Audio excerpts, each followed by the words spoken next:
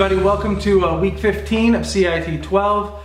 It's week 15. That means after this week, there's only 2 more weeks of the regular season, and then we have finals week. So the end is coming. I'm sure it's not coming fast enough for some of you, but it is coming.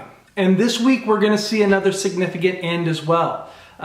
This week, there's no chapter, no quiz, no discussion, no nothing. This week is dedicated to your PowerPoint practical exam, which is, like the others, a big project. And so I've taken everything else off the calendar except for that.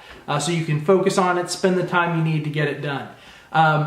And with that, that is it for Microsoft Office and My IT Lab. It is your last experience in that venue. After this, there's another chapter, there's some quiz, there's, some other stuff, but and then obviously our final exam during finals week. But this is it for the labs and for My IT Lab. So hopefully you're up to date so that you can sort of celebrate this at the end of the week. Otherwise, as always, you have your 1 week late period, so you can extend this into next week if you want. And the PowerPoint practical is going to work very similarly to the other two. You'll click on the link, you'll see a window pop up with the 3 different steps. First step is simply download the files. There'll be a PowerPoint presentation, as well as some other files that you'll need in order to edit that PowerPoint presentation, as well as a Word document with all the instructions, all the changes they want you to make. Second step is just take that Word document and actually make all the changes that they want you to make to the PowerPoint presentation to show that you know how to use PowerPoint.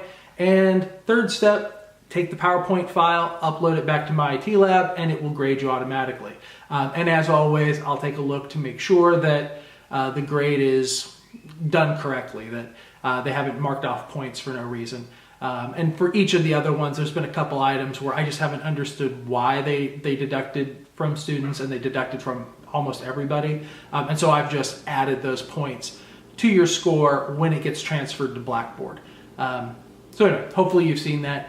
Same process for PowerPoint. And that's it for the week. There's really nothing else to do, just the PowerPoint practical exam. I mean, the practical exams are long, you already know that, so that's why I'm just getting rid of everything else during these weeks so you can focus on it. Take your time, and remember, you always have that 1 week late period if you need it, so don't rush if you are on, coming up this Sunday and you're sort of freaking out.